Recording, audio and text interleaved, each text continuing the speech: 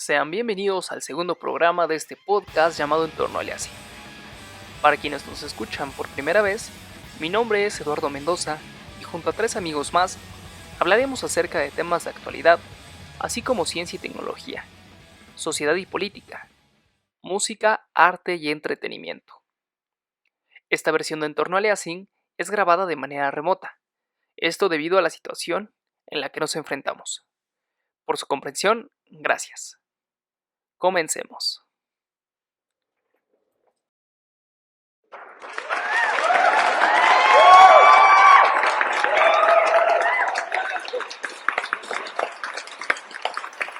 Y bien, pues nuevamente estamos reunidos los 4 para hablar acerca de un tema muy interesante, y así es, de manera virtual, y pues les agradezco mucho que estemos aquí. Gabriel, ¿cómo estás? Hola, ¿qué tal, Lalo? Muy bien, muy contento otra vez de estar aquí con ustedes trabajando en el podcast de Entorno Aliasing. Perfecto, para nosotros también es un gusto que estemos nuevamente reunidos. A ver, Aldo, ¿cómo estás, Aldo? ¿Qué onda muchachos? ¿Cómo están? Pues bien, todo bien, lo bueno. Y nada, pues aquí vamos a tocar otro temilla aquí en el podcast. Y cuéntanos, ¿había algo que nos querías compartir a todos los que escuchan el podcast? Sí, así es. Estamos bastante contentos porque el canal principal, que es Dr. Kofner, ya alcanzó los 1000 suscriptores y pues nada, la verdad, muy emocionados por eso.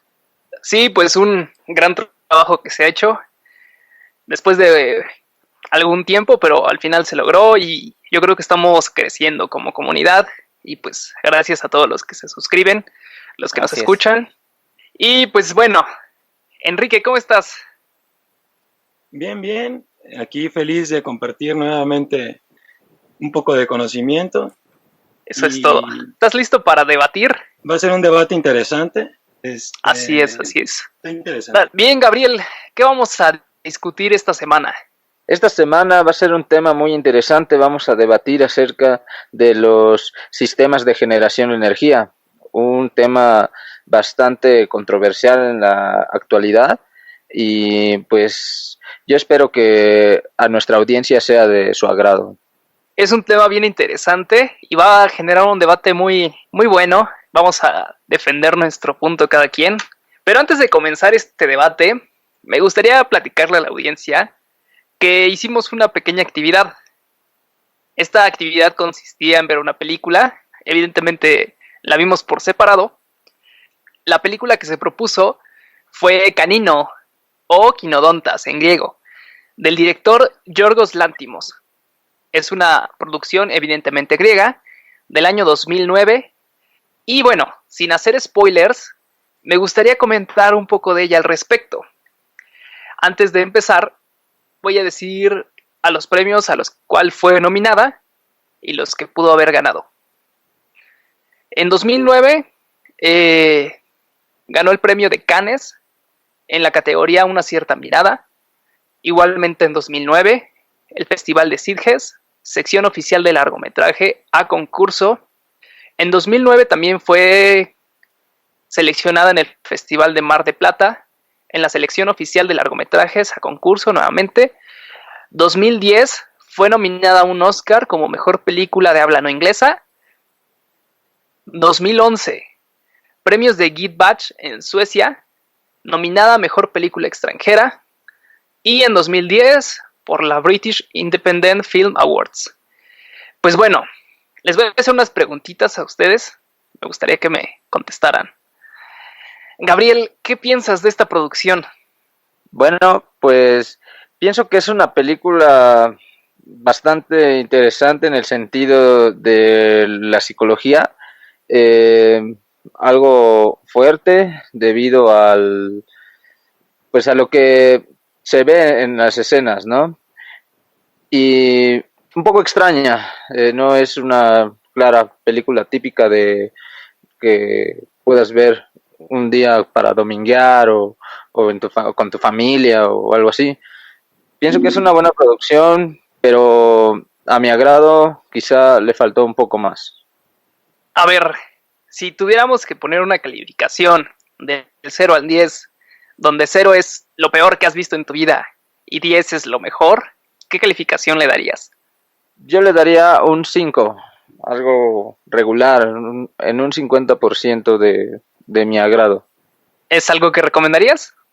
Tal vez, tal vez no. Quizá dependiendo de la plática en la que esté, en el contexto en el que esté y a quién se lo recomendaría. Perfecto. Pues muchas gracias.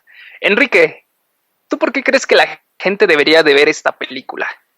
Yo pienso que la gente debería de ver esta película porque maneja temas interesantes. Por ejemplo, me gustó cómo maneja el adiestramiento hacia el humano y se puede ver reflejado ya de muchas maneras. Tiene mucha realidad. Sí, exacto. De hecho, es lo que les he platicado un poco, es que a pesar de que este tipo de historias no son tan comunes de ver en películas de cine, sí deja un mensaje en el cual te das cuenta que pueden ocurrir este tipo de historias en la vida real, ¿no? Esta película entra en la categoría de cine de arte y pues sí es un tanto extraña, un tanto controversial, pero pues esa era la idea, ¿no? Pues bien, Enrique, igualmente te pregunto la calificación. Del 0 al 10, con la misma premisa. 0 es lo peor que has visto en tu vida y 10 es lo mejor. ¿Qué calificación le pondrías? Yo le pondría un 6. Un Sí, un 6. 6.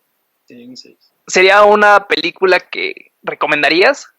Diría que igual, dependiendo de la persona, porque sí, no todo mundo, no todas las personas les gusta el cine de arte.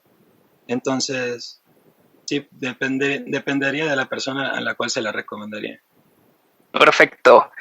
Y pues bueno, finalmente, Aldo, ¿cómo crees que se diferencia este tipo de películas con el cine comercial?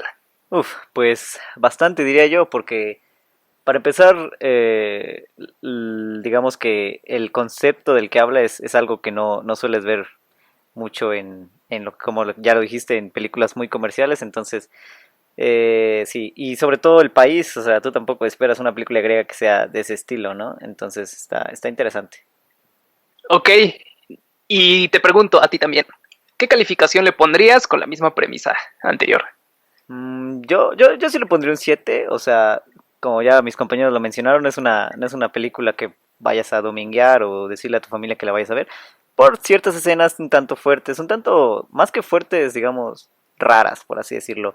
Entonces, pero aún así es una película que podrías ver y te hace pensar, ¿no? Sobre todo cuando aborda ciertos temas que, pues, como ya lo mencionaste, pueden ser en verdad reales en la vida cotidiana. ¿La recomendarías, Aldo? Sí, sí, igual como mis compañeros, depende de la persona, porque sí, es un tanto difícil de digerir. Entonces, sí, depende de la persona. O sea, por ejemplo, tú no le dirías a tu mamá, mira esta película, es muy interesante. Sí, pero digamos que lo haría en un concepto como para mostrarle lo que es la película, más que nada por el mensaje que da, más que por entretenimiento o algo así. Ok, y aquí es algo interesante. No sé si alguno de ustedes anteriormente ya había visto una película griega. A mí lo que me da curiosidad es precisamente el idioma. Para ustedes, ¿cómo les suena ver una película en griego? Gabriel, ¿qué nos puedes contar? Bueno, esto es algo fuera de lo común. Ver una película en griego, estamos acostumbrados a doblarlas al español, a verlas con subtítulos en inglés o ese tipo de cosas. Quizá algunas series ya hasta en alemán, ¿no? Pero ver una película en griego es bastante inusual. Es interesante, me gusta el idioma, yo soy en sí fanático de los idiomas, me gusta escuchar cómo suenan los diferentes idiomas y pues por ese punto me agradó mucho que sea inusual escuchar el griego más bien. Ok, Enrique, ¿a ti qué te llamó la atención de esta película? Principalmente A el mí me idioma. llamó, a mí me llamó la atención del idioma, que por ejemplo toman los incisos y pues hemos escuchado alfa, beta, gamma, pero pues de otra manera, ¿no? Como variables o constantes, pero no tal cual, así como en el propio lenguaje. Entonces sí fue algo muy interesante, algo nuevo, bastante diferente. Ok, y finalmente Aldo, ¿qué piensas del idioma griego? Un bonito idioma, ¿no? Varias palabras, la verdad sí esperaba que fueran de una forma y salían con otra pronunciación completamente diferente. Entonces sí está interesante ver una película, ya sea en griego o en cualquier otro idioma, ¿no? Y pues intentar como aprender o más o menos captar lo que dicen. Perfecto. Pues bueno, esa fue la actividad que realizamos. Ya nos escucharon, hay opiniones encontradas, pero esa es la idea, ¿no? Tratar de traer a este podcast temas que puedan incomodar a ciertas personas y esa es la finalidad. Pues ahora sí vamos a entrar de lleno al tema que nos reúne en esta ocasión, que es el debate acerca de las fuentes de generación de energía. Y bien, Aldo, tú tienes las reglas del juego, las reglas del debate. ¿Nos las podrías compartir, por favor? Claro que sí, Eduardo. Bien, el debate constará de 3 reglas. La primera es que cada participante tendrá un máximo de 10 minutos para exponer su tema. La segunda es que no podrá interrumpirse un expositor hasta concluido su tema. Y la número 3 es que cada integrante deberá hacer una pregunta al expositor al finalizar su tema. Perfecto. ¿Está clara para todos? Sí, muy claro. Ok. Pues bueno, Gabriel, ¿cómo va a estar constituido este debate? Bueno, pues van a ser 2 equipos, un equipo de energías renovables y el otro va a ser de energías fósiles. Van a ser 2 equipos conformados por 2 integrantes cada uno. Perfecto. Y Enrique, ¿de qué va a hablar cada uno de los integrantes? Mi compañero Aldo hablará de energías renovables, mi compañero Gabriel hablará de energía nuclear, mi compañero Lalo hablará del petróleo y yo hablaré del carbón. Perfecto, pues ahí está. Ahí está el tema, el debate. Y vamos a empezar con nuestro compañero Aldo, quien tiene el tema acerca de las energías renovables. ¿Listo, Aldo? Por supuesto. Pues para conceptualizar, se le denomina energía renovable a la energía que se obtiene de fuentes naturales virtualmente inagotables, ya sea por la cantidad inmensa de energía que contienen o porque son capaces de regenerarse por medios naturales. Y la verdad, hasta el día de hoy hay bastantes energías a las que se les denomina renovables. Por lo tanto, yo solo me voy a enfocar en las 3 como que más importantes, que son la solar, eólica e hidroeléctrica. Voy a empezar con un poco de historia. Y al hablar de historia sobre las energías renovables, uno podría pensar que es prácticamente nueva, que no lleva más de 100 años. Pero no, la realidad es que hace alrededor de unos 3000 años, los antiguos babilonios idearon los primeros sistemas de riego y navegación por vela, usando evidentemente el viento. Y también por allá del siglo X, incluso antes en el siglo VII, aparecen los molinos de viento. Ustedes saben, los famosos molinos estos característicos en varias películas y así. Su principal objetivo era bombear agua o moler diferentes tipos de granos. Para hablar ahora de la energía solar, de la historia de la energía solar, según la historia, a mediados del siglo XIX, los ingenieros Muchoc y Pifre construyeron un artefacto que utilizaba la energía solar. Digamos que este es el primer archivo que se tiene de un artefacto que usa directamente energía solar para funcionar. No fue hasta principios del siglo XX cuando se conoce el efecto fotoeléctrico por los científicos Tesla y Einstein, que se comienza a experimentar más con esta energía solar, ¿no? Entonces, de ahí nace prácticamente lo que ahora se conoce como los paneles fotovoltaicos y así. Vaya, su función o su principio de funcionamiento es el efecto fotoeléctrico. Y finalmente, hablando de la historia de la energía hidroeléctrica, hay que conocer primero un concepto llamado energía hidráulica, que es básicamente lo mismo, solo que, más bien es lo mismo, solo que ambas utilizan energía del agua, solo que en una se utiliza de forma mecánica para mover cosas o así, y en la hidroeléctrica se usa la fuerza del agua para producir energía eléctrica. Esto se conoce desde los romanos. Ellos usaban estas ruedas hidráulicas para moler granos. Sin embargo, no lo explotaron como tal al tener a su disposición esclavos y animales de carga. No explotaron tanto este mecanismo. Y fue entonces cuando el ingeniero John Smeaton construyó por primera vez un motor impulsado por agua. Y a partir de ahí no ha habido más inventos que se aprovechan de esta energía, ¿no? Y ya hasta el punto de tenerlas concentradas en lo que hoy se conoce como presas, que son embalsamientos gigantes de agua, donde se aprovecha la energía cinética de esta.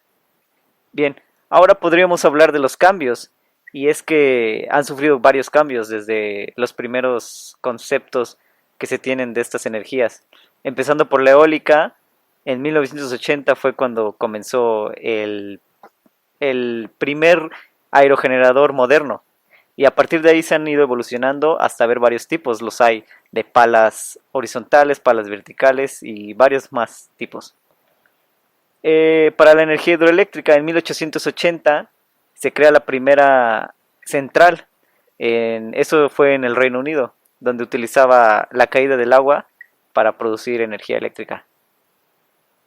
Y el desarrollo de la energía solar nace a partir de la crisis, o más bien de lo que se conoce como la crisis del petróleo, que fue entre 1973 y 1979.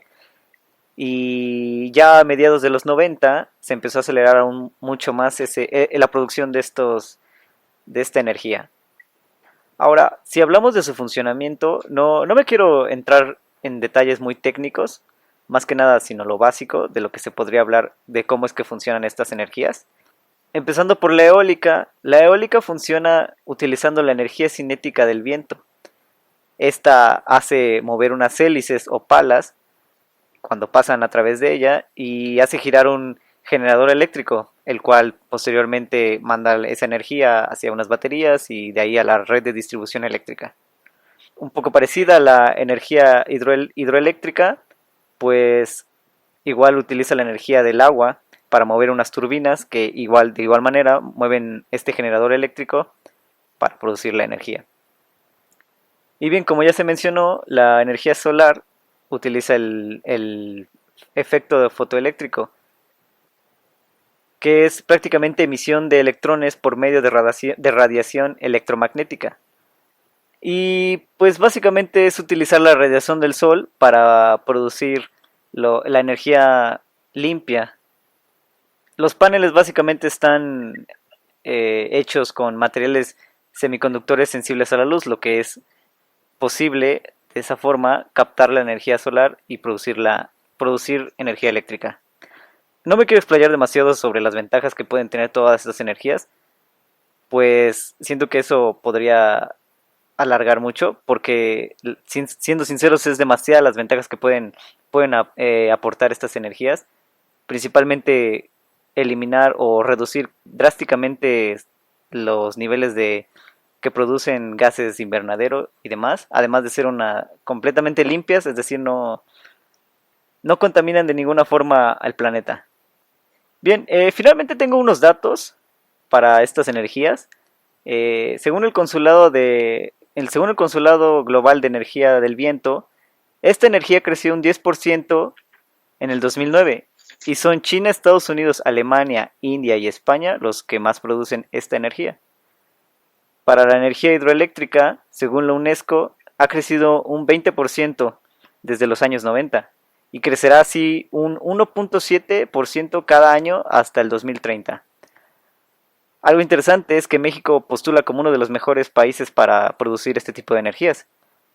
Y finalmente, para la energía solar, según la Agencia Internacional de Energías Renovables, IRENA por sus siglas en inglés, la manufactura de los paneles solares se ha visto reducido en costos en los últimos 30 años de una forma increíble y evidentemente un crecimiento exponencial de estos en la última década. Y eso es más que obvio, pues ya casi todo, o la mayoría de los hogares ya, sobre todo en países de primer mundo, tienen estos paneles solares instalados en sus casas. Pues bien, esa fue la participación de Aldo y vamos a hacer unas preguntas quienes somos del equipo contrario. En este caso sería Enrique y yo. ¿Quieres comenzar, Enrique, haciendo tu pregunta al expositor? Claro, me gustaría preguntarle qué significa virtualmente ilimitado. Oh, ok, una muy buena pregunta, Enrique. Pues mira, cuando se habla de virtualmente ilimitado, quiere decir que sí va a llegar un punto en el que se va a terminar este tipo de energía, pero sin embargo su vida útil, por así decirlo, es bastante extensa. Estamos hablando de miles de años o miles de millones de años. Poniéndote, por ejemplo, la vida del Sol. Tengo entendido que va a durar miles de millones de años más en extinguirse y para ese entonces aún no se sabe si la raza humana seguiría existiendo aquí en el planeta. Entonces es por eso que se le conoce como virtualmente ilimitado. Ok, bien, pues mi pregunta sería, mencionaste que los paneles fotovoltaicos están hechos a base de materiales semiconductores. ¿Me podrías decir qué material es el más utilizado en la industria y por qué? Tengo entendido que aparte de ser el de la industria, creo que el más utilizado es el material de silicio, puesto que es un material de fácil obtención y es bastante abundante. Ok, perfecto. Pues bien, ya escuchamos a Aldo y un poco acerca de las energías renovables. Vamos a ver la contraparte de esto. Con nosotros está Enrique, quien nos va a hablar, como él mismo lo dijo, acerca de el carbón. Enrique, por favor, cuéntanos más. Recuerda que tienes 10 minutos y tu tiempo comienza ahora. Bien, para hablar del carbón, primero hay que conceptualizar qué es el carbón. El carbón mineral es una roca sedimentaria de color negro muy rica en carbono y otras cantidades de hidrógeno, azufre y oxígeno. Se clasifica, de hecho, por el porcentaje que tienen de carbón. Está el lignito, el bituminoso y la antracita. La antracita es la que se utiliza dado a que tiene más del 90% de carbono y se utiliza porque tiene mayor poder calorífico. Para hablar un poco de historia, el hombre extrae desde la Edad Media y lo utilizaba para la herrería y otras industrias de la época. Pero fue a partir del siglo XVIII, con la Revolución Industrial, que su explotación fue necesaria ya que era la principal fuente de energía para máquinas de vapor y se podía ver en trenes y en muchas máquinas que desarrollaron el principio de automatización de procesos. Para 1880 se comenzó a utilizar para producir electricidad y entonces esto involucra que fue la parte fundamental en la revolución industrial.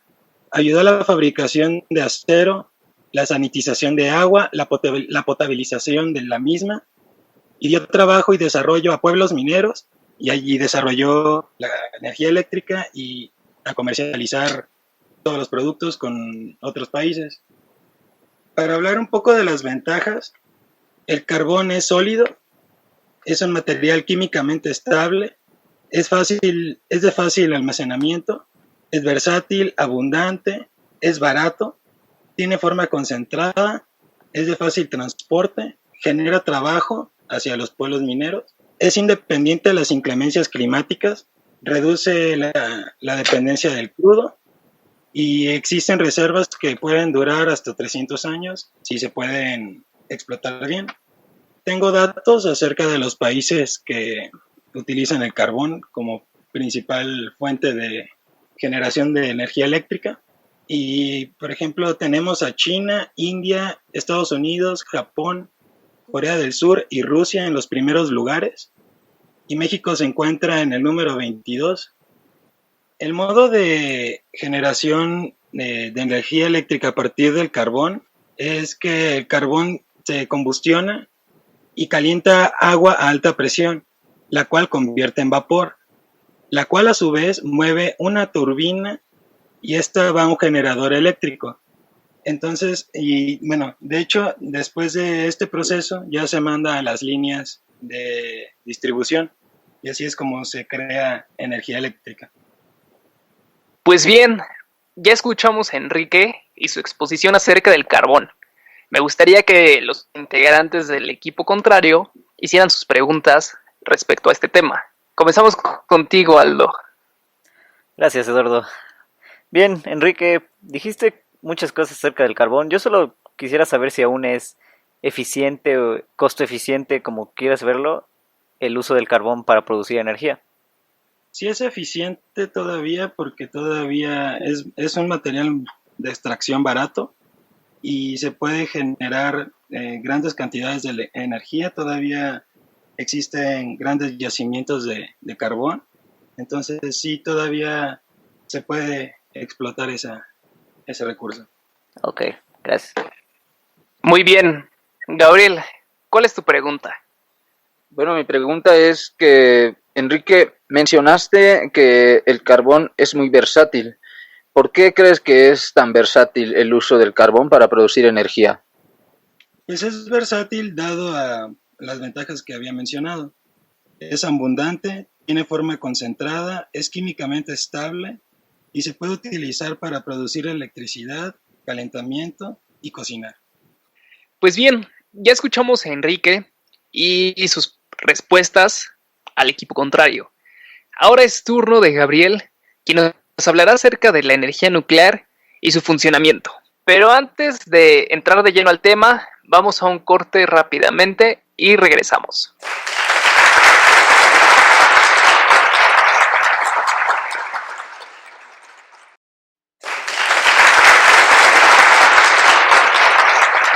Pues ya estamos de vuelta y bien, estábamos a punto de saber qué es la energía nuclear.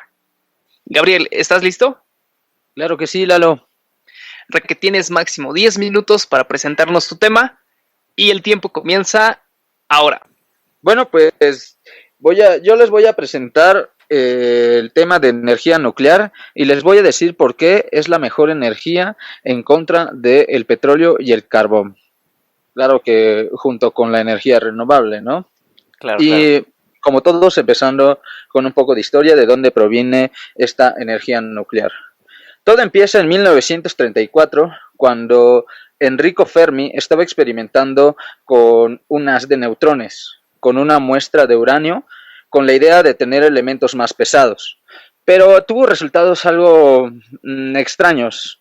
Y unos años más tarde, Lise Meitner y Otto Hahn repitieron el experimento y estaba apareciendo bario en la muestra, pero era extraño, ya que el bario tenía 36 nucleones menos que el uranio, y pensaron que probablemente el uranio se estaba partiendo en dos. Si es así, sobrarían neutrones y serían emitidos, pudiendo estos, a su vez, producir la misma reacción en otros átomos, y así sucesivamente. Estaría comenzando una reacción en cadena, o sea, un proceso con una terrible liberación de energía.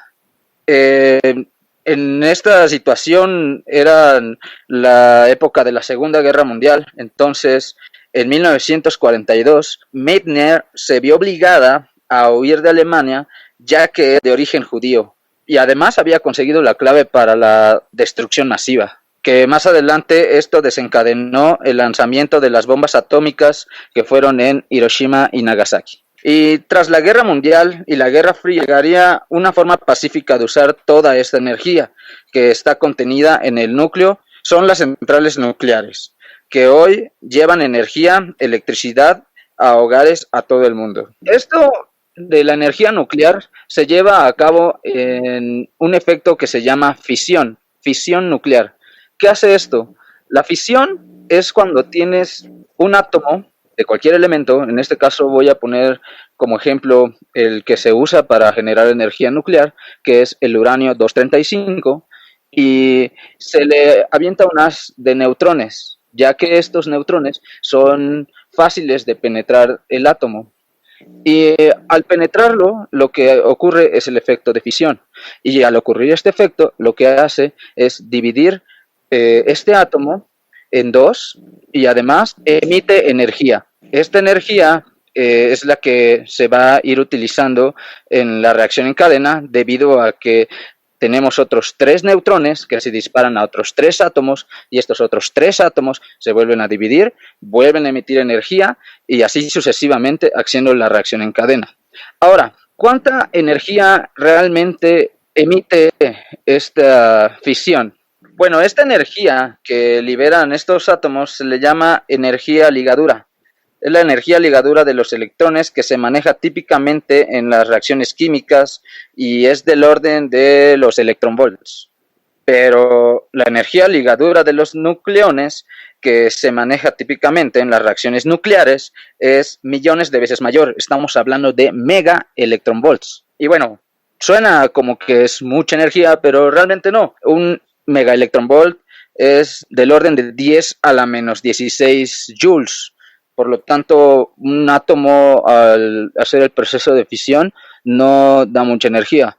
Pero como había dicho esto, una reacción en cadena, pues se va a, o sea, todos los demás átomos van a tener un contagio del proceso de fisión, o sea, con sus átomos vecinos, formando esta reacción en cadena. Poniendo un ejemplo de un material de poco gramaje, hay en el orden de 10 a la 23 partículas y pues al expandirse genera una energía tremenda de millones de joules.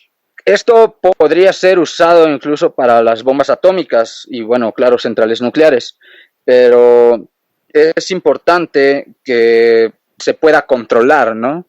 Ahorita les voy a explicar cómo funciona el proceso de una central nuclear. Una central nuclear opera con un reactor de agua a presión, que es el más abundante del mundo. El uranio se encuentra en elementos combustibles dentro de la vasija del reactor, que es como una enorme olla a presión, donde el agua circula para funcionar como moderador y refrigerante que extraerá el calor generado por las fisiones. Este es el circuito primario. Una central nuclear por lo general tiene 2, 3 o hasta 4 circuitos primarios que extraen el calor que se produce dentro del núcleo. Cada circuito tiene un generador de vapor. Este dispositivo es un intercambiador de calor que tiene tubos y por el interior de los tubos pasa el agua que proviene del reactor, es decir, del circuito primario, y deja parte de su energía al enfriarse antes de volver nuevamente al reactor, impulsado por una bomba de refrigerante. El circuito primario se mantiene a mucha presión, unas 157 atmósferas aproximadamente, y el encargado de mantener la presión constante se llama presionador. La parte inferior del presionador es líquida y tiene unas resistencias que permiten aumentar la presión, resistencias eléctricas, claro está. La parte superior es vapor y tiene unas duchas para disminuir la presión. El generador de vapor, nos preguntamos por qué se enfría el agua del primario al pasar por el generador de vapor. Porque al extraer de los tubos también hay agua, pero a menor temperatura, que proviene del circuito secundario. Al entrar el agua del circuito secundario en el generador de vapor, hace contacto con los tubos que están muy calientes porque viene del circuito primario y esa agua se convierte en vapor. El vapor se traslada hacia las turbinas y sirve para impulsarlas a una gran velocidad, aproximadamente 1500 revoluciones por minuto. Las turbinas están conectadas a un generador eléctrico que es un enorme equipo que al girar genera una enorme cantidad de energía eléctrica. Esta energía se traslada a unos transformadores que sirven para aumentar el voltaje hasta el adecuado para ser transportado hasta los lugares de consumo a través de las líneas de alta tensión. Y bueno, pues hablando sobre las ventajas, que la mayoría de la gente no cree que en estas ventajas, es que es muy seguro, debido a que hay muchos protocolos de seguridad actualmente, es amigable con el medio ambiente, ya que pues, lo que se ve en las plantas nucleares, que sale como humo, es simple vapor de agua. Además de que no afecta a la salud, se han hecho estudios en los cuales no hay riesgos de cáncer o algo así por estar trabajando o vivir cerca de una planta nuclear. Y además es rentable, es muy rentable. O sea, son apuestas como para 40, 60 años de operación de una planta nuclear. Y por supuesto, genera cantidades increíbles de energía. Ahorita ya les voy a mencionar unos datos acerca de las centrales nucleares en el mundo. Los datos del Organismo Internacional de Energía Atómica recogen que en enero del 2018 existen 448 reactores nucleares operativos en todo el mundo y 58 unidades más en construcción. China, seguida de Rusia, India, Emiratos Árabes Unidos, Eslovaquia, Finlandia o Francia, son algunos de los países que construyen centrales nucleares con dos objetivos básicos: garantizar el suministro eléctrico y poner freno a las emisiones contaminantes. Y bueno, pues aquí concluye mi información, amigos.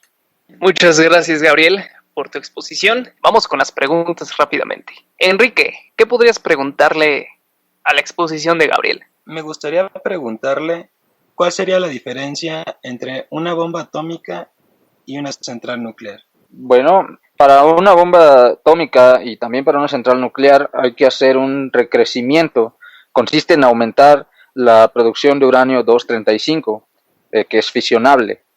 Para armas nucleares se necesita un recrecimiento de más del 90% de concentración. Y para las aplicaciones de energía basta con entre un 2 y un 5%. Ok, muy buena pregunta, por cierto. Mi pregunta es, tú mencionas que el uranio pues es el combustible base para poder realizar este tipo de energía. Sin embargo, ¿qué tan abundante es este elemento en el planeta?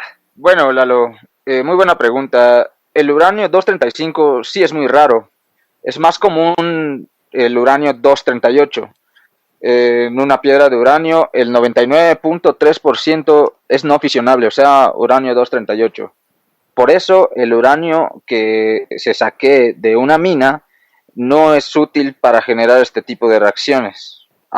Y como le decía a mi compañero Enrique, se necesita hacer un recrecimiento que consiste en aumentar la porción del uranio 235. Ok, perfecto.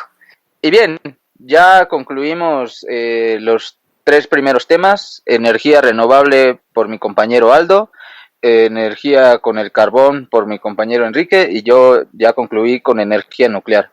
Vamos la última ponencia de este podcast para después empezar el debate. Y bueno, Lalo, tú nos vas a explicar acerca del petróleo, ¿verdad? Ahora ya conoces las reglas, tienes 10 minutos y tu tiempo empieza ahora. Vamos a empezar sabiendo qué es el petróleo. Estamos hablando de la fuente de energía más importante de la actualidad. Además, esta es materia prima en numerosos procesos de la industria química. Y si tuviéramos que describir el aspecto del petróleo, podríamos decir que es un líquido de color oscuro, es aceitoso, tiene un olor muy fuerte y tiene una densidad comprendida entre 0.8 y 0.9 gramos sobre centímetro cúbico. Vamos a hablar un poco acerca de la historia del petróleo. Y es que antiguos autores bíblicos y el mismo Heródoto describían que existían fuegos eternos que eran obviamente producidos pues, por el petróleo. Los antiguos chinos lo descubrieron cavando pozos bastante profundos para la época. Y ellos buscaban no petróleo, obviamente, sino la sal gema o sal halita. Se dice que en la Edad Media se le adjudicaban usos medicinales y farmacéuticos hasta el siglo XIX. La época del petróleo y la industria petrolera se dio en 1859 con la perforación del pozo Edwin Lawrence and Bragg en Pensilvania. Digamos que el petróleo y el carbón son muy similares, dado que el petróleo está formado por materia orgánica a base de detrito. ¿Qué quiere decir?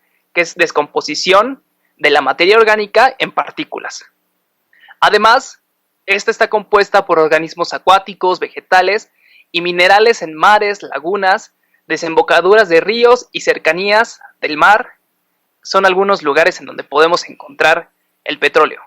La materia orgánica que se deposita se va cubriendo por sedimentos. Al quedar cada vez a mayor profundidad, se transforma en hidrocarburos. Esto es bien importante porque los hidrocarburos son compuestos orgánicos formados principalmente por átomos de carbono e hidrógeno. Este proceso es una degradación por bacterias aerobias y anaerobias, que toma miles de millones de años para poder generarse. Estas reacciones, dadas las bacterias, desprenden partículas de oxígeno, nitrógeno y azufre. Y algo bien importante es que a medida que los sedimentos se compactan por efectos de la presión, se forma algo que conocemos como roca madre. El petróleo pasa a impregnar arenas o rocas porosas llamadas rocas almacén. Hay que decir que el petróleo se concentra y permanece en ellas. Y aquí hay un punto muy importante. Cada yacimiento de petróleo que existe en el planeta está formado por una mezcla de miles de hidrocarburos. Y, algo bien importante, las cantidades variables en azufre, nitrógeno y oxígeno representan que existe una variedad de más de 1500 campos petrolíferos. ¿A qué me refiero con esto? No hay dos crudos exactamente iguales. Ahora vamos a hablar acerca de la clasificación del petróleo según sus compuestos característicos. Tenemos crudos parafínicos. Esto quiere decir que tienen una proporción elevada en hidrocarburos y los encontramos en países como Libia. Tenemos crudos nafténicos que tienen una cantidad más grande de naftenos o hidrocarburos de la serie anulares o cíclicos. Estos se encuentran en Venezuela. Crudos aromáticos. Hablamos de hidrocarburos bencénicos. Hablamos también que tenemos crudos sulfurosos. Evidentemente contienen sulfuro de hidrógeno.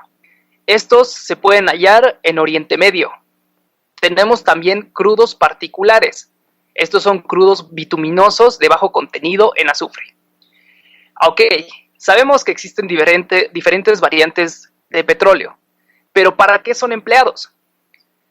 Principalmente hablamos que tenemos gases licuados. Ese es uno de los usos del petróleo. Estos son utilizados para la calefacción, para la cocina, para iluminación e incluso usos industriales. No podemos dejar pasar que también existen las gasolinas.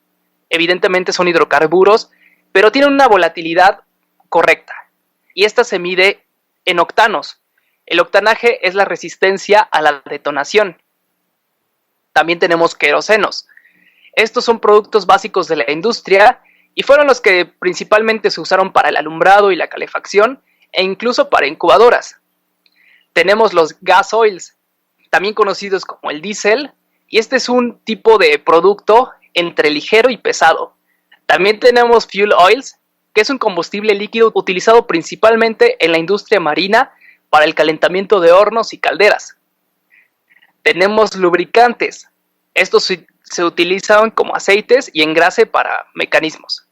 Tenemos además también las parafinas, que son ceras. Tenemos betunes. Estos son utilizados como asfalto para la construcción de carreteras, autopistas y otros trabajos de obra pública.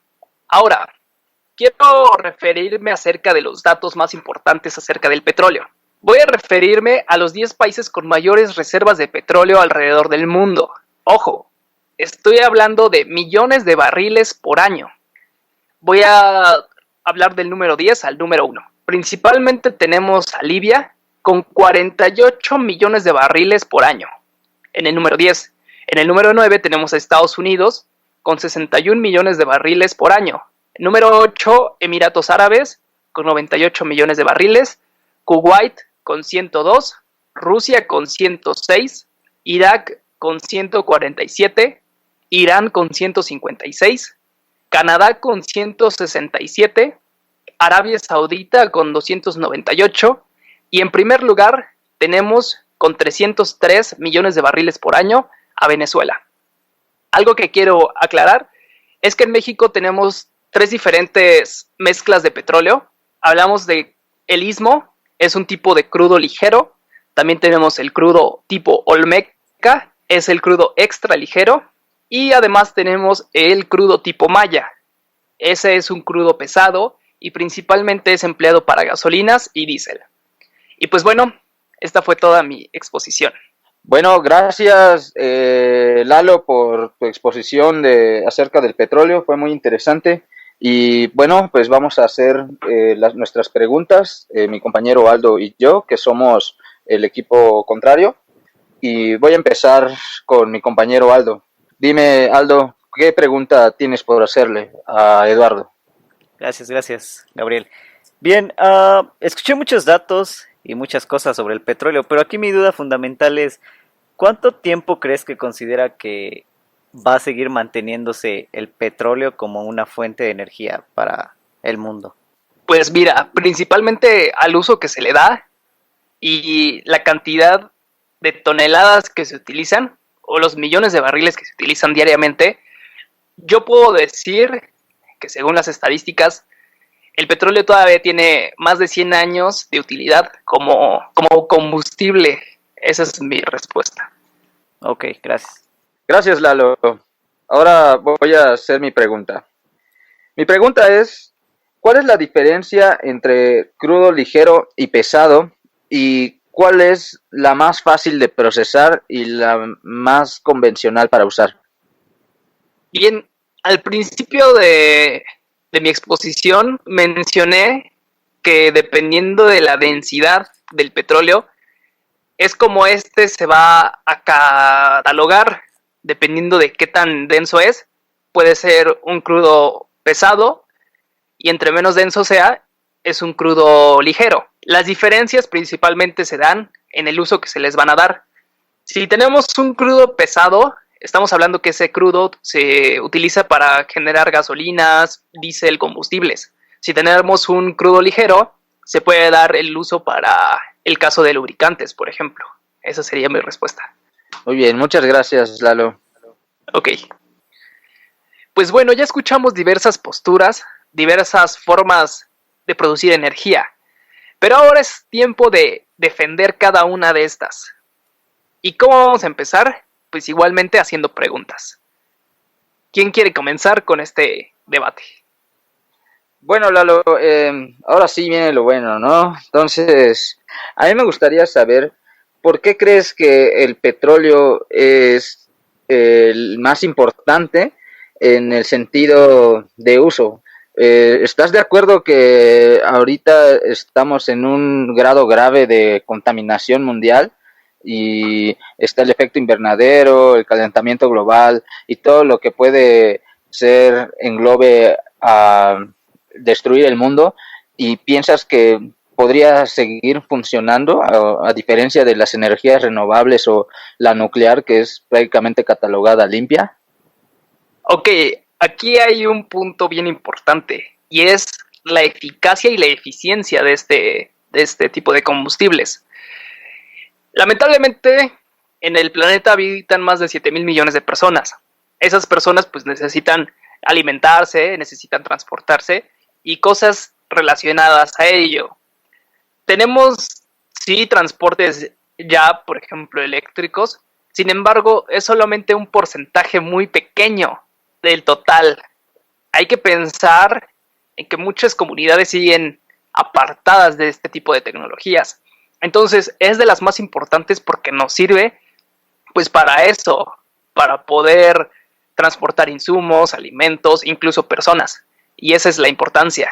Yo sé y tengo conciencia de que las emisiones de CO2 cada vez se incrementan más. Sin embargo, no se ha visto un avance considerable en cuanto a energías alternativas.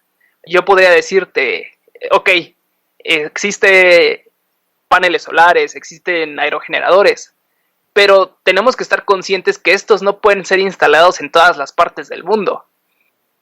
Estos no van a ser vistos, por ejemplo, en países pobres. Ese es uno.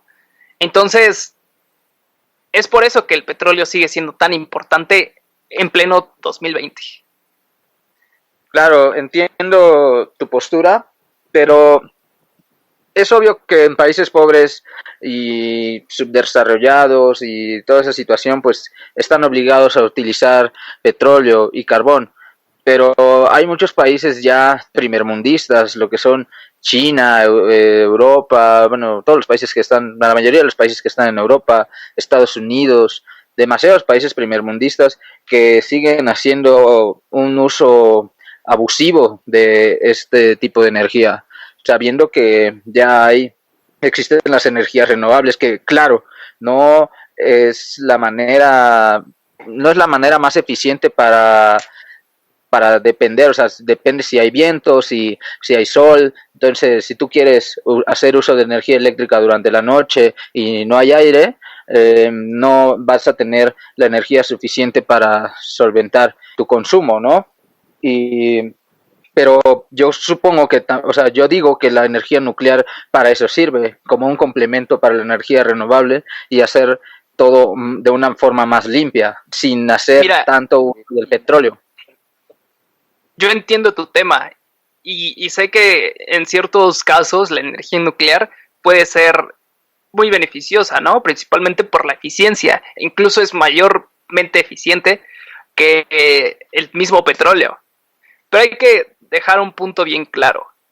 ¿Qué pasa en caso de accidentes? Porque ya los ha habido. El Océano Pacífico en estos momentos presenta altos índices de radiación. Y la gente no sabe, pero sigue consumiendo, por ejemplo, animales radioactivos. Entonces, ¿qué pasa en ese caso? ¿Qué pasa con los accidentes? Porque sí, todo pinta muy bien, pero Fukushima no tiene mucho que pasó. Entonces, ¿qué podrías decirme? Yo pienso que, claro, la energía, el uso de energía nuclear es un riesgo, pero ¿qué empleo no conlleva riesgos? El hecho de manejar un auto conlleva un riesgo, puedes accidentarte. Y ahora, entiendo que la gente lo ve como una bomba, una central nuclear, cuando realmente no es así. Ya había contestado una pregunta a través del uso del enriquecimiento del uranio, que solamente es entre un 2 y 5%, cuando una bomba atómica es por arriba del 90% de enriquecimiento. Y bueno, la gente puede estar pensando, no, que es algo inseguro, que no sé qué, y diciendo muchas cosas, como está el caso de Chernobyl y Fukushima. Pero en la actualidad la tecnología ha cambiado. Desde Chernobyl, que fue en 1986, han pasado más de 30 años y los protocolos de seguridad han cambiado, los controles han cambiado e incluso la formación de los operarios ha cambiado. Existen planes de emergencia y personal experto para la operación. Las centrales nucleares actuales no producen plutonio para armamento militar o ese tipo de situaciones, es simplemente para generar energía. Además, me arriesgaría a decir que es casi incomparable el impacto que ha tenido el petróleo comparado con estos accidentes que todo el mundo conoce, ¿no? Claro, o sea, el lema de una planta nuclear es, o sea, de la industria nuclear el lema es sin seguridad no hay negocio, así de sencillo.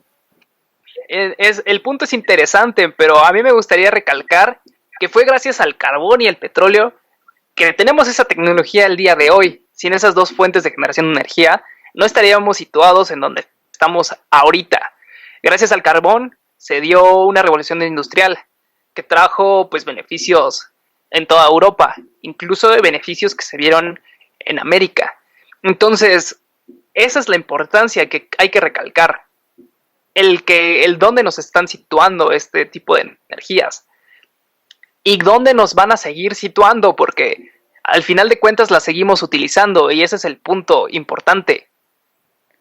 Sí, pero si te das cuenta, a pesar de todo lo que ya nos aportaron y demás, creo que ya puede decirse que están en un punto de extinción en el que ya es más que obligatorio, necesario cambiarlas, y que los gobiernos del mundo empiecen a apostar más por las energías limpias, que como tú lo mencionaste, no son la energía definitiva, es decir, no es que como que todos los países tengan la infraestructura y demás para poner sus paneles solares o campos eólicos, pero aún así siento que al final de cuentas es algo que se debe hacer tarde o temprano, más temprano que tarde diría yo, porque pues el daño que le estamos causando a la Tierra es irreversible. Pero hay un punto malo de estas energías que tú me mencionas. No las puedes situar en cualquier parte en donde tú quieras. No todas las corrientes aéreas son iguales alrededor del planeta. Hay lugares en donde es viable poner este tipo de campos eólicos, pero hay lugares en donde no. Y obviamente estás hablando de una inversión basura, porque no te va a generar energía y solamente... hay varias opciones, ¿sabes? Aparte de las que yo mencioné, o sea, hay muchas más opciones que tal vez si algún país es escasa en viento o en mar, pueden tener varias opciones, como por ejemplo está la geotérmica, que es otra también muy sonada, que por cuestiones de tiempo no pude hablar, pero vaya, hay varias opciones a las que se puede acudir. Yo sé que no vamos a tener el tiempo o la vida suficiente para poder ver ese crecimiento, pero pues vaya, eso quisiera verlo. Bien, Gabriel, me gustaría hacerte una pregunta acerca de los residuos nucleares. ¿Qué tan seguros son? Y, por ejemplo, pues ya pasó de algunas filtraciones que han llegado a mantos acuíferos y pues esa agua se vuelve radioactiva, entonces esa agua ya no se puede utilizar como en 1000 años. Entonces, ¿qué me puedes decir? Bueno, pues es verdad, sí ha habido ciertos accidentes y pues lo que puedo decir es que ahora cada vez se tiene más cuidado, ¿no? O sea, no, no siempre hubo el extremo cuidado en el uso del carbón o en el uso del petróleo, incluso con el uso de energías limpias. Pero pues conforme vamos evolucionando, ya tenemos una mayor seguridad, ¿no? Ya había comentado a mi compañero Lalo todos los protocolos que ya se tienen de seguridad, ¿no? Y ahora, hablando sobre los residuos, ahorita ya existen unos contenedores que están muy bien seguros y Diseñados. se entierran en contenedores. Sí generan residuos malos, pero el humano, o sea, para el humano, pero estos residuos son sólidos y almacenados en algo que se llaman ATIs. Son recipientes cerámicos, inertes e insolubles. Entonces también son envainados, encapsulados y blindados, lo cual evita cualquier fuga o filtración. Claro que hay que tener mucho cuidado al hacer uso de estos, pero la seguridad va cambiando y ahorita no hay manera en la que se puedan seguir contaminando mantos acuíferos o que vuelva a suceder un accidente como Chernobyl o Fukushima. Yo tengo una pregunta para ti, Gabriel. Pues tú mencionas que se están volviendo seguros este tipo de plantas nucleares, el equipo se está capacitando más, etcétera. Pero entonces yo te pregunto, ¿por qué países como Alemania están decidiendo de este tipo de tecnologías? ¿Por qué se están desarmando, se están desmantelando plantas nucleares alrededor del mundo? Muy buena pregunta. Sí, pues mira, como te estoy diciendo, cada vez son más seguras y pues el personal es más capacitado y se toman medidas de seguridad, nuevas tecnologías sobre todo. Y esto de las nuevas tecnologías es lo que da punto a este desmantelamiento, ¿no? Este desmantelamiento de plantas nucleares, debido a que estas plantas nucleares no tomaban estas normas de seguridad y antes de que suceda una catástrofe o vuelva a ocurrir un accidente, se desmantelan y ya las nuevas y las mejor ubicadas son las que están funcionando al 100 de una manera eficiente. Estas que están desmanteladas ya no son útiles porque no por el debido cambio de protocolos de seguridad y normas legales en ciertos países ya no pueden seguir no cumplen con estas estrictas reglas de tener una planta nuclear y pues se trata de hacer de la manera más económica y segura posible. Básicamente es por precaución, ¿no? Exactamente, no es que hayan optado el no usarla porque es peligrosa, simplemente como han cambiado los protocolos, ahora se decide por desmantelarlo porque pues sería una contradicción sobre esta energía, como Una te dije. negligencia. Sin seguridad no hay negocio. Bueno, una negligencia que ya pasó y ya está ahí, ¿no? Porque el daño ya está hecho. hablamos de que para renovar esas áreas tiene que pasar miles de años para que puedan volver a ser habitables por personas. Entonces, Sí, y sí, pero yo pensaría también entonces comparable también a todos estos derrames de petróleo que ha habido en el mar, ¿no? ¿Qué opinas sobre pues eso? yo creo que es distinto, principalmente por la densidad del petróleo, es fácil contener un derrame y principalmente es porque puedes ver ese derrame a comparación de la radiación, ¿sí? O sea, tú puedes ver el derrame, lo puedes contener, evidentemente va a haber daños, pero la radiación es algo que la gente no puede ni siquiera saber que está expuesta a ello. Y deja esto, el tiempo que tardan los elementos siendo radioactivos, ¿no? Sí, claro, o sea, sobre todo a lo que permea esa radiación, porque principalmente ya hablamos de que hay una mancha de radiación en el Pacífico y esa mancha de radiación es absorbida por los organismos acuáticos que en esas regiones habitan. Entonces, esos organismos acuáticos son pescados y al ser pescados producen o son utilizados para alimento de las personas y la gente no sabe que esos alimentos contienen radiación. Entonces, bien, hablamos de una energía, pues si lo puedes defender, es muy eficiente, sin embargo, el daño colateral que estas pueden traer puede ser muy grande.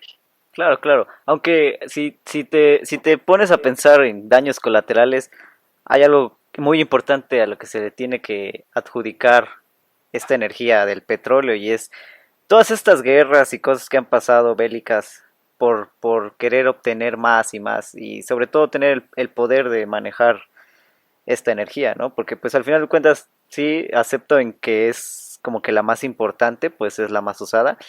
Entonces, eso quiere decir que la gente, o más bien la gente con poder, pues quiere obtener más y más de esta.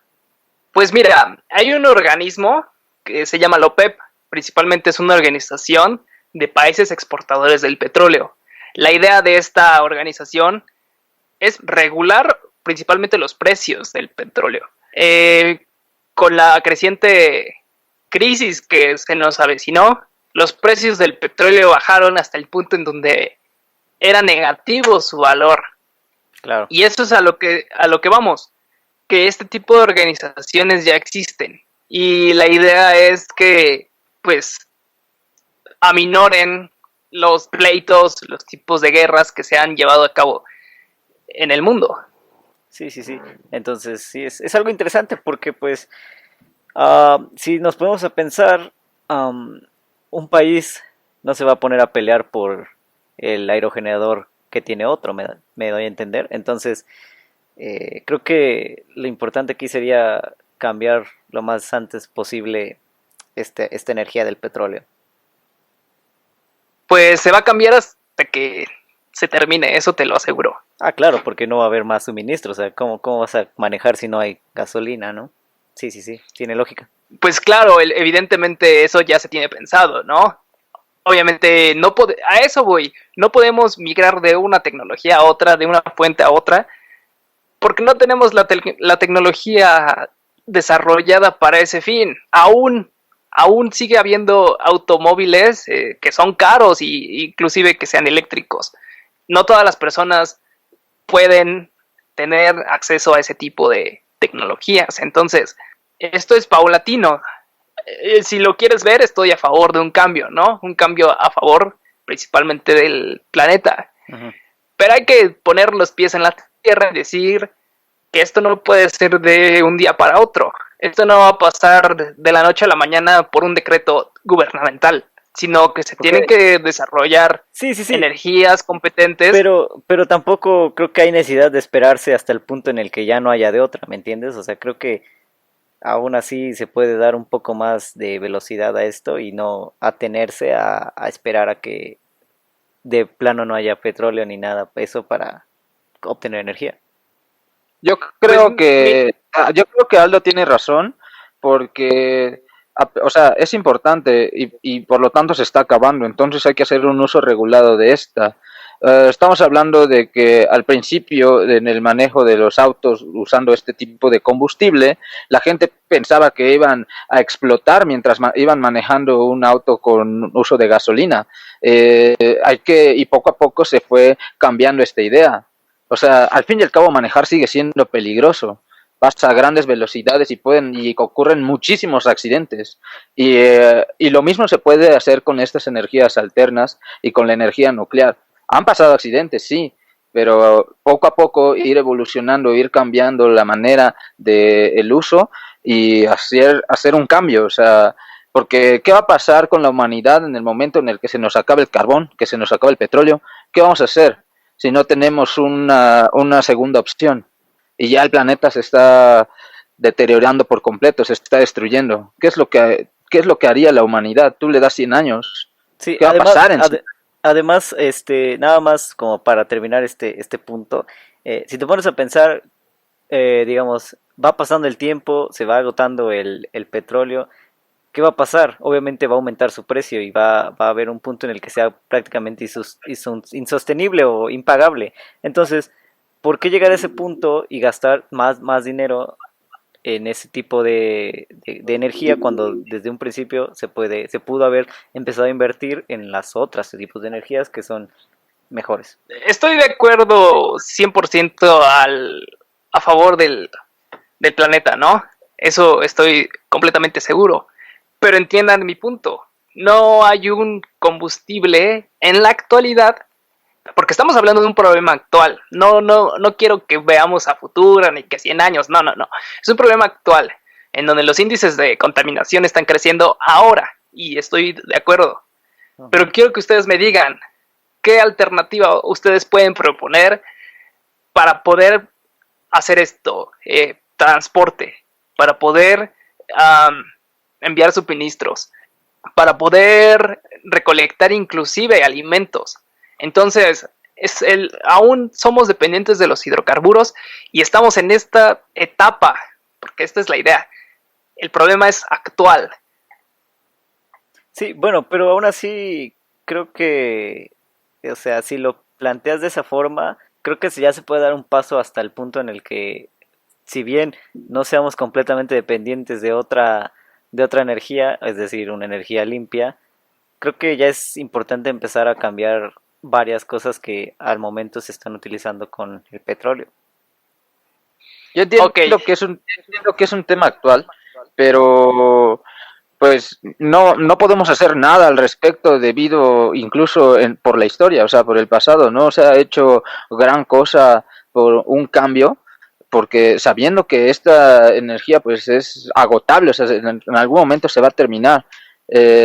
A nadie le interesa porque nadie va a vivir lo suficiente para ver eso, o al menos nadie que estemos vivos ahorita, incluso que estén naciendo en este momento. O sea, no les va a afectar tanto hasta el momento de que ya se termine el petróleo o se termine el carbón o sucedan este tipo de cosas, ¿no? Y por eso hay que ver a futuro, porque pues el cambio empieza ahora, no podemos hacer que sea inmediato, claro está, pero podemos empezar a hacer algo para generaciones futuras y poder hacer algo ya, o sea, es lo importante, empezar un cambio, porque si no lo acabamos, ajá, ¿y qué va a suceder? Nosotros bien chido, ya vamos a estar muertos, ya vivimos, ya todo, pero ajá, y los demás, la humanidad en sí. y justo de esto, Gabriel, vamos a hablar la siguiente semana. Y es que hay problemas como la sobrepoblación que están incrementando los niveles de contaminación. Porque no solamente es el petróleo, sino hay muchas cosas más. Otros temas que el próximo programa vamos a enfatizar. ¿Te parece bien? Me parece perfecto. A mí igual. Hablando de eso, a mí me gustaría hacerle una pregunta rápida sobre el carbón. No hemos tocado suficiente el tema. Y me preocupa mucho, o más bien me inquieta mucho saber si es que hay residuos y si los hay, ¿qué pasa? O sea, ¿qué pasa con ellos? Sí, de hecho, al producir las plantas termoeléctricas que producen electricidad a partir del carbón, sus residuos producen CO2 y cenizas y hollín. Pero, por ejemplo, muchas plantas recuperan la ceniza y el hollín, pero solamente a partir del 2012 se empezaron a recuperar ya el CO2. Entonces, sí se puede, o sea, sí genera residuos, pero al mismo tiempo empresas se encargan de recolectarlo, de recuperarlo. Ah, ok, entonces no hay como tal un desperdicio. Pues sí hay, sí, porque no puedes recuperar el 100% de todo lo que produces. Ajá. Ok, gracias. A mí me gustaría hacerle una pregunta a mi compañero Aldo, Ok. y es acerca de, en una ciudad puedes abastecerla de pura energía renovable, o sea, por el clima, o sea, dado que si llueve, pues ya no puedes aprovechar la solar, y así sucesivamente, ¿no? Sí, entiendo. Pues mira, no te sabría decir si hasta el día de hoy hay una ciudad que se mantenga 100% sustentable por medio de energías renovables o limpias. Este, pero creo que sí puede llegar a pasar si, digamos, el gobierno se compromete lo suficiente, porque estamos hablando de que no solo implementarían una, es decir, no solo pondrían aerogeneradores o solares, o sea, también podría instalarse, no sé, una planta geotérmica. Entonces, creo que instalar las suficientes fuentes de energía podría proporcionar la suficiente energía como para subsistir a una ciudad, o bueno, alimentar una ciudad completa. Perfecto. Pues bueno, yo creo que podemos dar fin a este debate, no sin antes dar una postura en general de lo que ya se trató, ¿no? Y me gustaría que fuera su opinión más sincera y su opinión más general de lo que se ha tratado. Bueno, pues mi opinión en general es que sí sería bueno hacer uso de las energías renovables y la energía nuclear un poco más, ¿no? Hacer mayor uso de ellas, invertirle un poquito más, incluso son bastante rentables. Sí, dura un poquito más de tiempo la rentabilidad, el retorno de inversión y toda esa situación, pero aún así considero que sería bueno apostarle.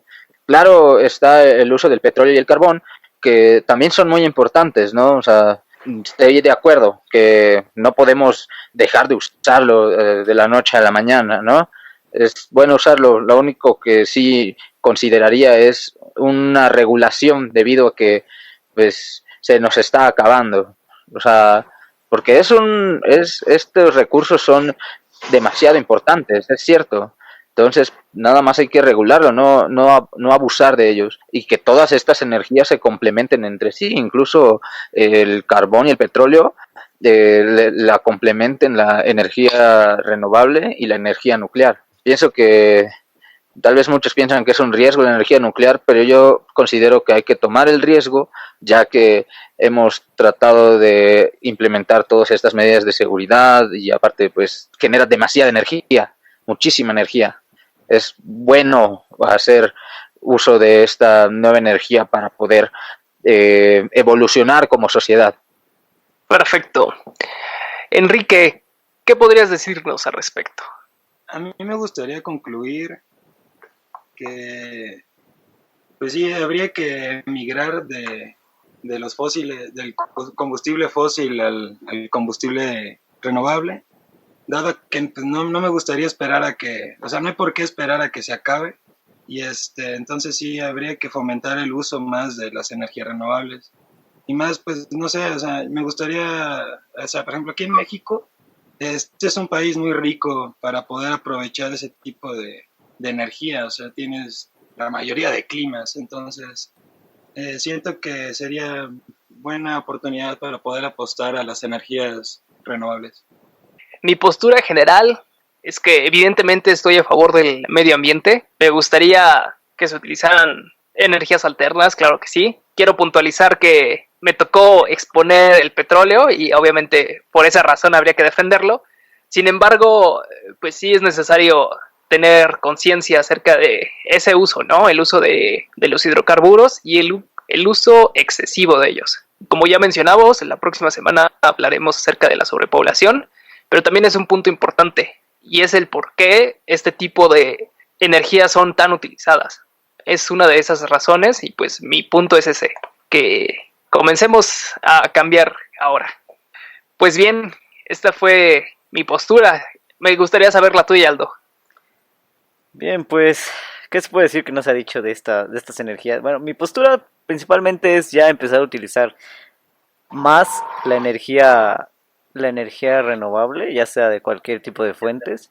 No estoy hablando de un cambio inmediato de un día para otro, claro está, porque pues es bastante difícil, pero hacerlo lo más rápido posible, ¿no? Porque al final de cuentas ya hay infinidad de estudios que avalan que estas energías son las que se necesitan pertinentemente para, ya no tanto para subsistir como sociedad, sino para ayudar al mundo a seguir sobreviviendo. Pues bien, así es como concluye este debate acerca de las fuentes de generación de energía. Y no nos despedimos sin antes tener la recomendación del programa del día de hoy. Aldo, ¿qué tienes para nosotros? Gracias, Eduardo. Bien, ya que hablamos al principio de una película, me gustaría igual recomendar una película. La película se llama en español Solo los amantes sobreviven, en inglés Only Lovers Left Alive, del director Jim Jarmusch. Es una película de fantasía, habla sobre la vida de dos vampiros, pero digamos que no es la película típica de dos vampiros. Toca temas un tanto diferentes a lo que se podría esperar en una película de vampiros, y la verdad, musicalmente para mi gusto es una exquisitez, entonces vale la pena verla. ¿No es el típico Twilight? No, para nada. Perfecto, pues muy bien. ¿Dónde nos pueden escuchar, Aldo? Nos pueden escuchar en la plataforma de Spotify, iVoox, también subiremos un video en YouTube. ¿Y qué pueden hacer, Gabriel? Pueden darle like al video y suscribirse al canal de Dr. Kofner. No olviden darle clic a la campanita para recibir una notificación cada que nosotros subamos un video o podcast. Y finalmente, Quique, ¿qué no deben de olvidarse de hacer? Es seguirnos en nuestras redes sociales como Twitter, Instagram y Facebook. Perfecto, pues ahí lo tienen. Y pues este ha sido todo por hoy. Muchas gracias a todos ustedes. Gracias. Y gracias a quienes nos escuchan. Nos vemos en un próximo programa. Hasta luego. Hasta luego. Bye.